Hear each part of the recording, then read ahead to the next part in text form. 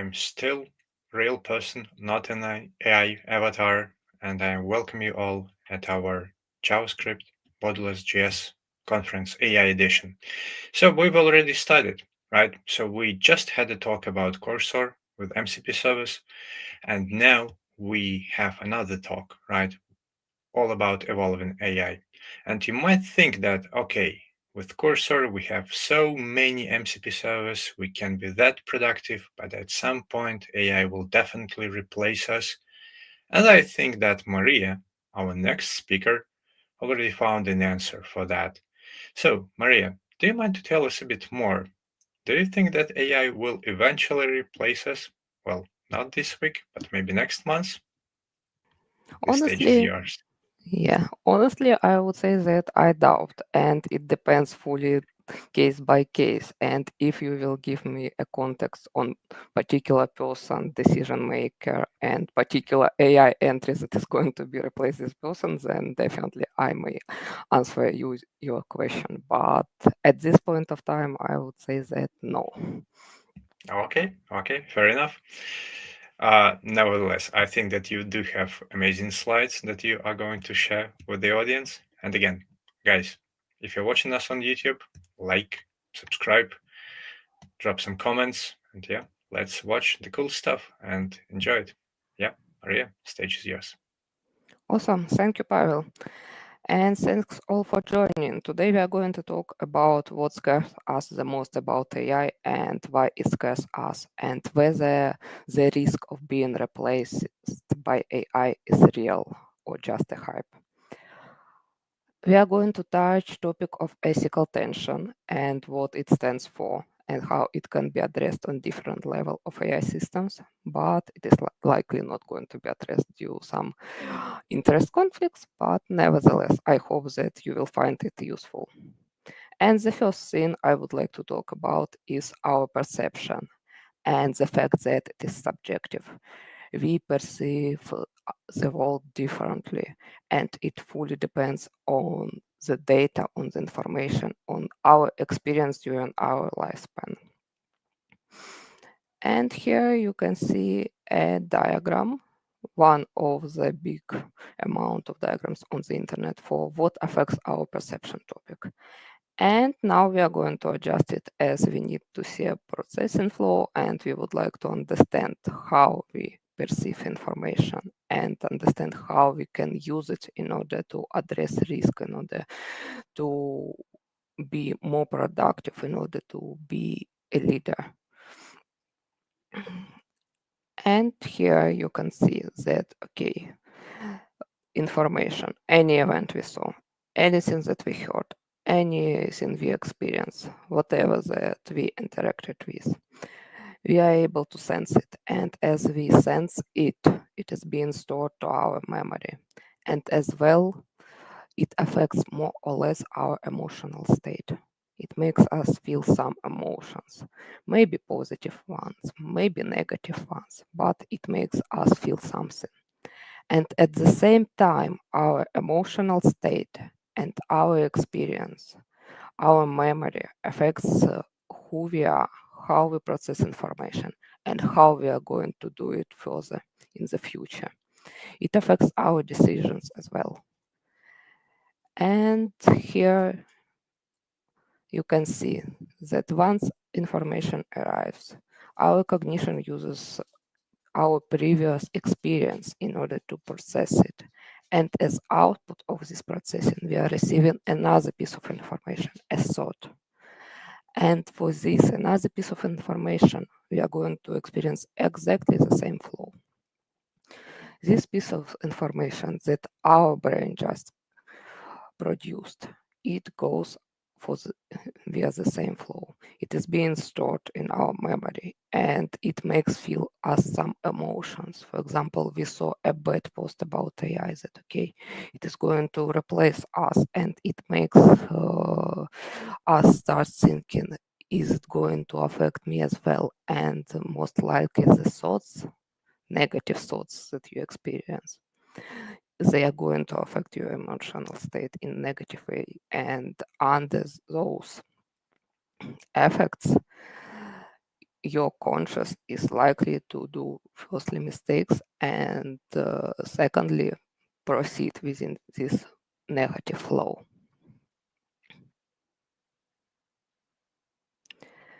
And here you can see minimized or simplified version of this diagram. Basically, information or data that we consume daily or we are made to consume daily affects who we are and how we perceive further information. So make sure that information and experience that you have is profitable or beneficial enough for you. And let's take a look into what we usually see on social media and how it may affect us. We have a lot of posts that there are layoffs and people are being replaced with AI. But let's think about what stands for it. It is news article. And the aim of any news article is to catch your attention.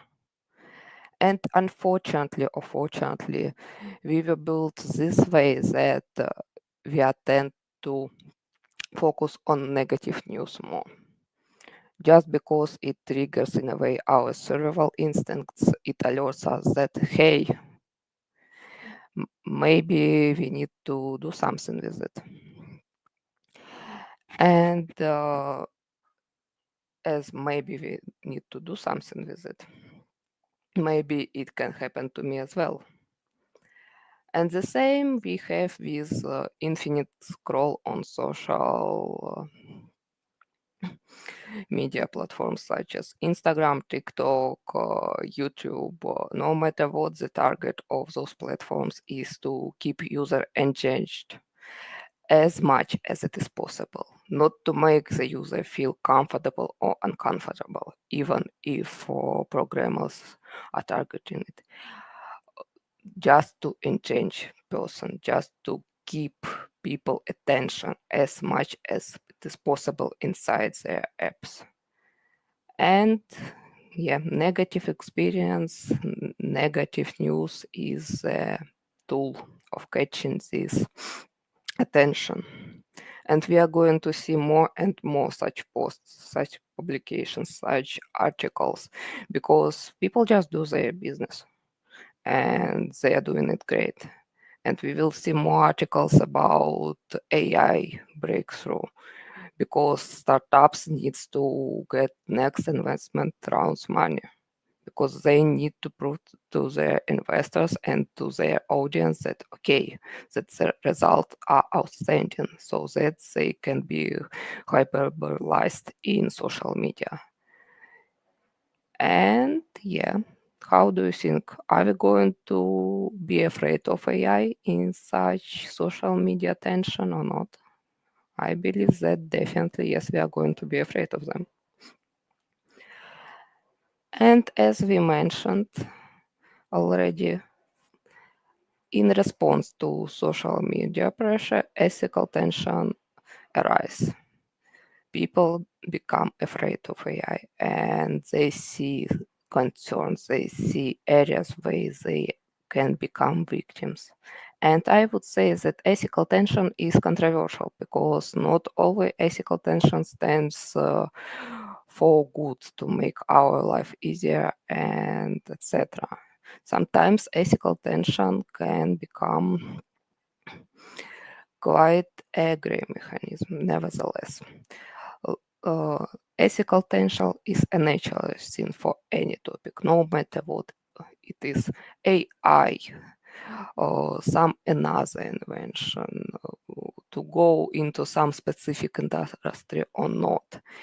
You always will see somebody who is for this decision, for this initiative, and somebody who is against it. And here you can see them as liberals, those who are for change, totally open to it, totally mostly supporting it, and conservative who question this change, whether it is going to be beneficial for them enough, whether it is safe for them enough. So a kind of resistance. And as this resistance arises, there arises a gray interest zone, because not everything that touches ethics is about getting something done in favor of humanity. Sometimes some individuals can vote against particular initiative just because they have their own interest of getting money, of getting recognition, or whatever, or for supporting any another individual, so that they also can have their profit from it. And it is a major gray interest zone for any topic as well as for AI. So that when you see a lot of posts on AI topics that AI is going to replace us, maybe it is even not about replacing engineers with AI entries. Maybe it is something more, but we are not going to dive into it deeper because it is not a topic of our today's conversation, and it is not profitable to us enough, as we are not going to dig into everybody's interest.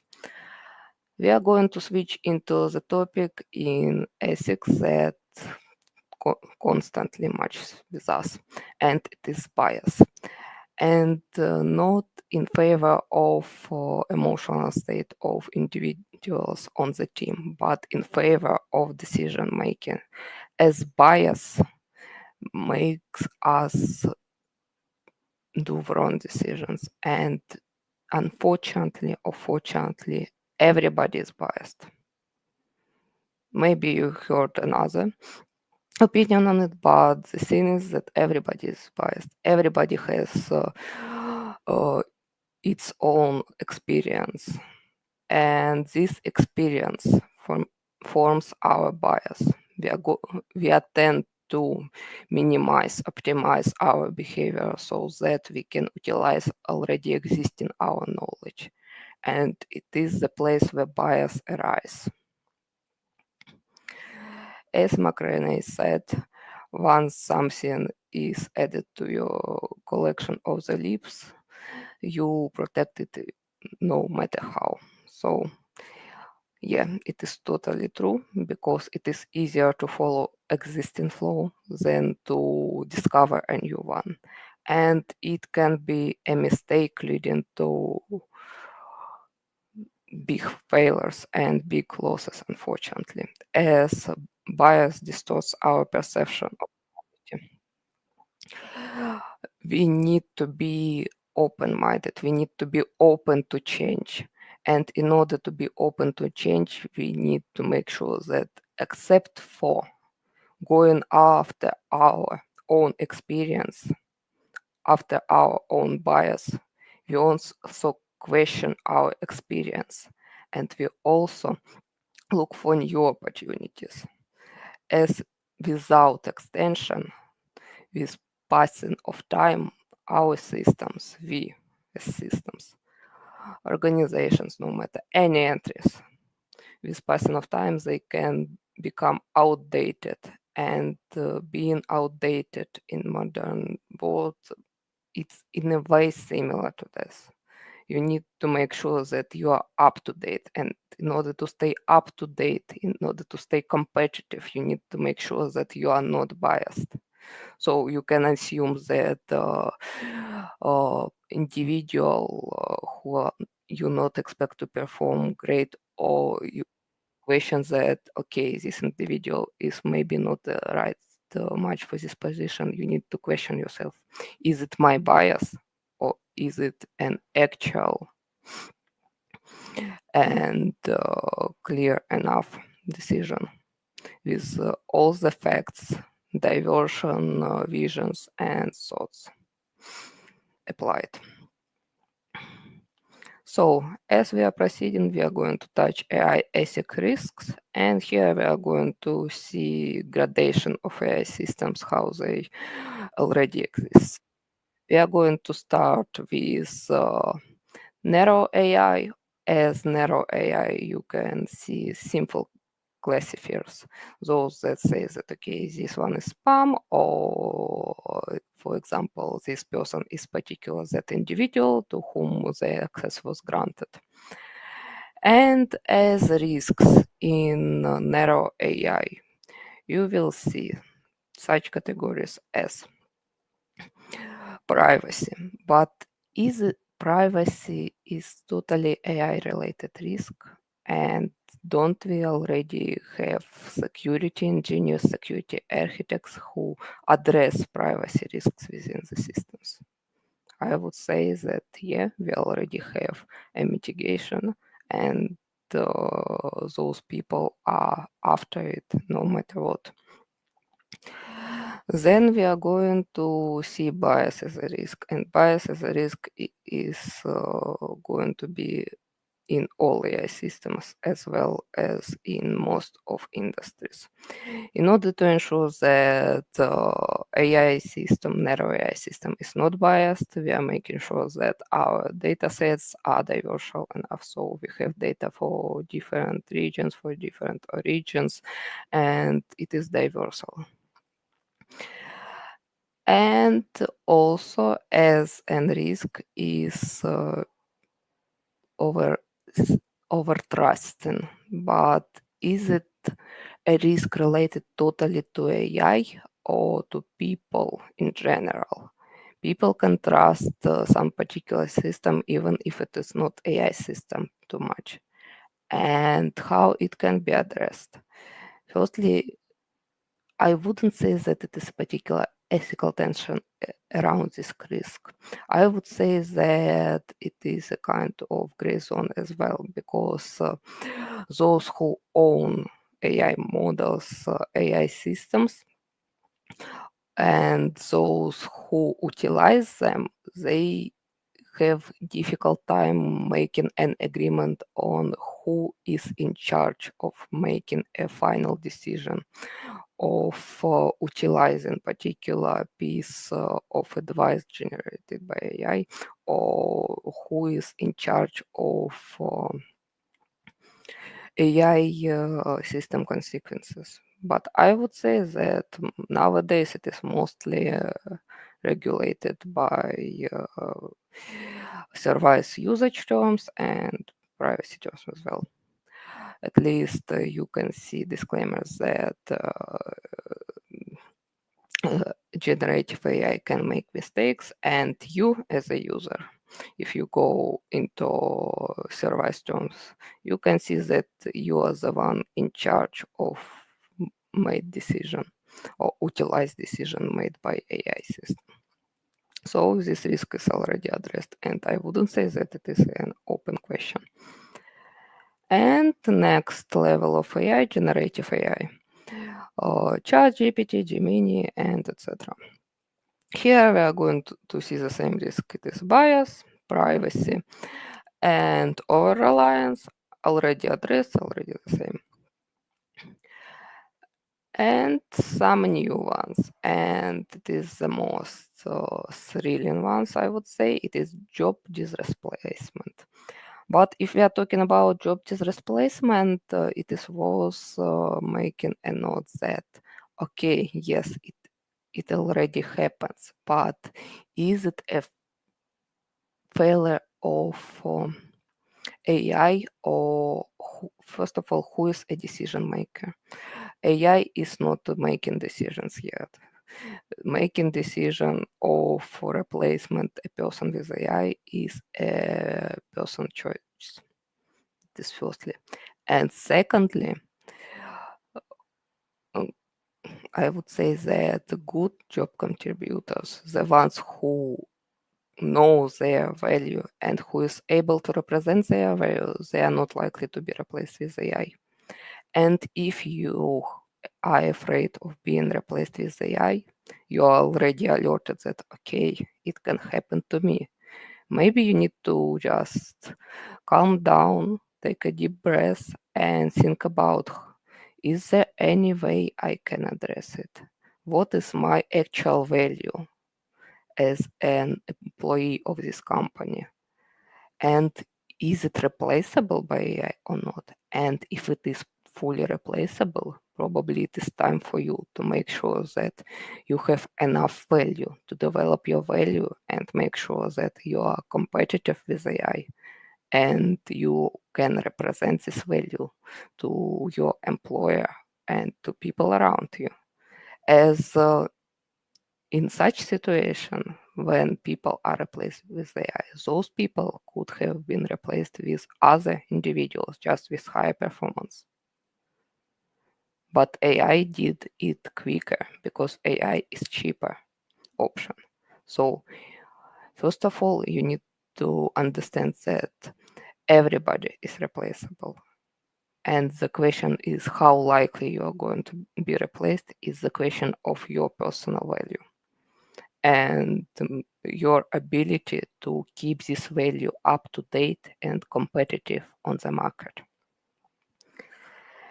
And also, as a fifth risk, we have manipulation and influence. But is it fully AI related risk? I wouldn't say. As manipulation and influence existed as long as people exist. So it is fully natural phenomenon for society. And the thing about AI is that manipulation and influence with help of AI become more easier, more harsh, and hard to control. And is it something we could personally address? I would say that it depends on particular context. If we are talking about our individual images being used to generate different deepfakes or utilized without our permission, we already have regulatory rights for our image. At least in Netherlands, it was already introduced.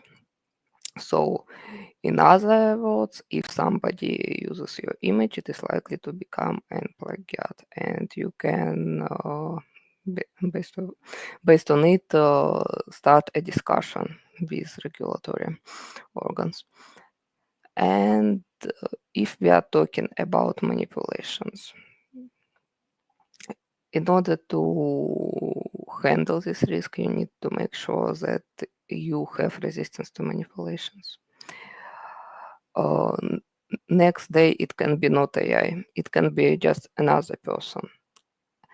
And manipulation is a natural phenomenon. You need to understand each time something happens to you, you need to make a deep breath and think about, first of all, what you have. Ask your questions, what can help you understand the situation better, and is there any risk? What can be uh, a result? What can be a hidden interest of those parties who tries to manipulate you with usage of AI?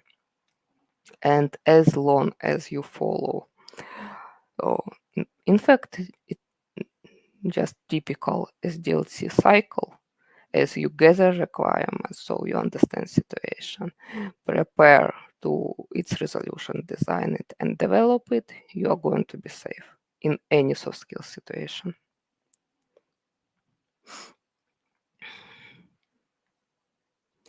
And I would say next level of AI, not developed yet, but the one that we are all are afraid of, artificial general intelligence. And I would say that it is not going to be in place in nearest future. I would say 10 years or 20, as nobody with whom I already interacted was able to explain what is it artificial general intelligence and how you see it. So you as engineers, you need to understand that in order to build something, you need to have a clear vision on what I am building. And as we have no clear vision on artificial general intelligence, it is not going to be likely to be delivered into production in the nearest future. But we are going to see a lot of posts about it on social media as it keeps our attention very good and it raises a lot of investment rounds for those companies developing AI. And if we are going to imagine that, okay, we have such AI level as artificial and general intelligence, Then what we have? We have an AI entry with intelligence similar to human. Not the one who suppress humans, but the one who has similar intelligence. So it also can make mistakes, and it can also think, it can develop itself, but it is similar to human because it is general intelligence. It is not super intelligence, which we quite commonly mix with general intelligence. And the moment this general intelligence arrive, we also need to just stay for a little and think about, okay, I have a situation. I'm likely to be replaced. What we have? Who or what is this AI entry, artificial general intelligence? What is pros and what is cons of it? Who is the decision maker in this situation? Is this decision maker likely to be biased towards humans or toward artificial intelligence? What is my value? Why I can be considered a player in comparison with artificial general intelligence? Or maybe this particular artificial general intelligence entry is an a player in comparison to me, and what I can make in order to make sure that I am a winner in this situation. So it is totally up to us whether we are going to be replaced with AI or whether we are going to be a part of the ecosystem where AI also exists. Thank you for your attention, and I'm ready to answer your questions.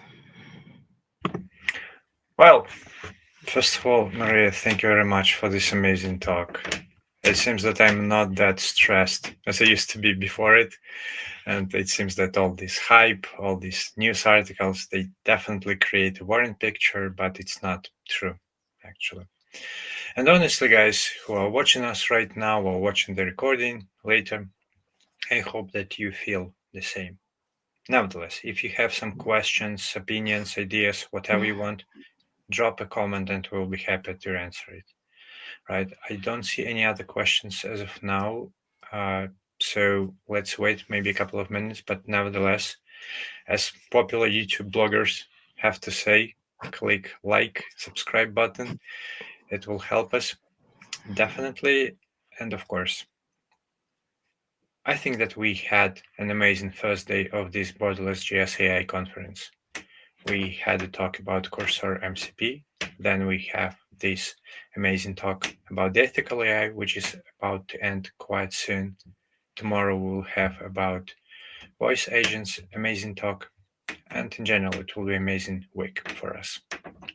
So I don't see any other questions. So without further ado, let's wrap up this Thursday. Maria, thank you very much. And yeah, see you soon, guys, tomorrow. Yep, thanks.